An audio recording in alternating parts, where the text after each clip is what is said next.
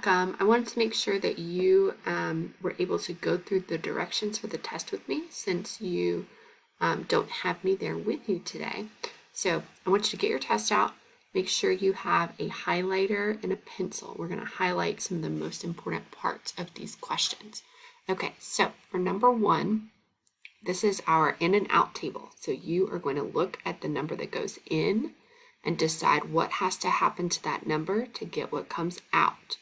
So you have 3 that are already done for you to check. Once you decide what your rule is, what happens to that number, you are going to do that to the 8 and get what comes out. Whatever it is that you do, you need to write here where it says rule. And I had a lot of kiddos skip that part. So highlight where it says rule and then highlight the blank box because you have to put 2 answers there.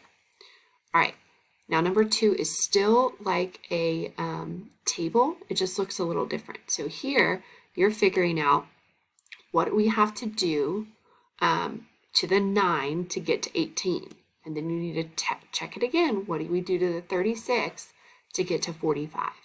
Okay, now your answers are going to be in order. Like the first one is going to be for 3 is going to be here, 6, and then 7. Okay, so does that make sense? How it's like you're filling in the boxes with these answers. Okay, which statement about the graph is true? So we have the maximum lifespan for different animals. Now think about the very first thing that we look at when we have a graph. Okay, all right, and so then you are deciding if the lifespan of the hippo and the lifespan of the white shark together are equal to the lifespan of a fin whale, or the lifespan of a clam is twice as long, so twice means multiplied by 2, as the lifespan of a red kangaroo. The lifespan of a white shark is half as long as the lifespan of marine tortoise. So that's the opposite of multiplying by 2.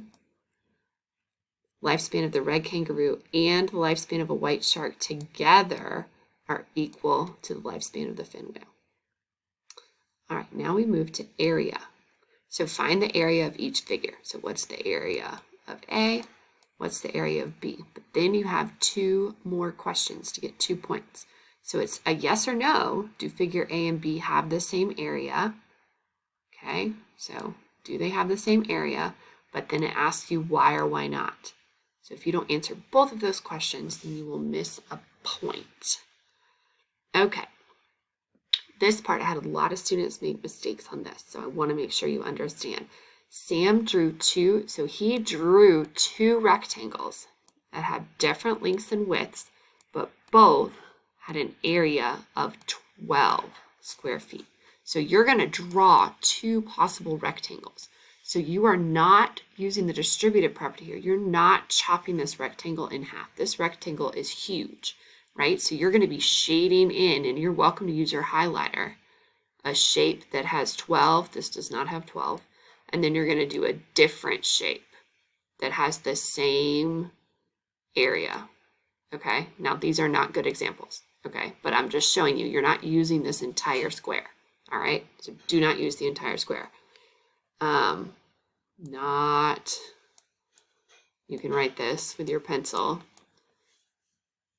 Entire square. You know, my handwriting is terrible. Well, all right, you get the point. Now, when we move to 6, we are using the whole square, okay? So I want you to write here, use entire square, because now we're using the distributive property, which is where we chop it in half. So let's make sure and get that highlighter back. So highlight where it says distributive property, all right? And then you've got to write an equation. So it tells you it's 17 units for this entire square and 8 units. So what is your equation, which must have an equal sign, right? And then what is the area? That's the same thing as your answer. So your answer that you're going to get after equal sign, you're just going to write it down here on the bottom, okay? All right, here, write an equation to find the area. So it's got to have an equal sign. Number 8, this is where we've done some practice that goes backwards. So what is the area? The area is of 45. So what could be the length and the width? So it gives you the amount at the end. So it's the opposite of what you did in number 7. All right, so think about our formula for area and how that has length and width. Okay, so think about your math facts for this one. All right, number 9. This was the splish splash activity that we did with the pools. So Parker decided to plant a garden. Below is a drawing that she created. So determine the area of the entire backyard, including the garden. All right, so think about what the entire backyard. So we've got backyard and garden, so it's those together. Then the area of only her garden. So the garden is the grayed out part. Now, use both of these areas to calculate what part of her yard is not garden. And then you'll write this as an equation. So how did you figure that out? So with an equal sign. So what part is not the garden? All right, for number 10, it has 3 parts. So it's asking you to tile the rectangle to match the length and the width. So remember, tiling is where we draw the lines. You want to make sure you're matching what the length and the width say. Now, what is the area of the rectangle? Then it asks you a different strategy other than counting or adding the tiles. So another way to find area. So think about our second strategy. All right, and then the last question, but I will tell you this question has a lot of parts and it's worth 7 points out of 29. So I really want you to focus on this one. So this is picture graphs. You have to have a title and a key. Okay, so and then notice you have 1, 2, 3, 4, 5 here. 1, 2, 3, 4, 5. But a mistake I saw, and I wasn't quite sure why kids were confused. This part on your frequency table is not exactly the same. Okay, not exactly the same.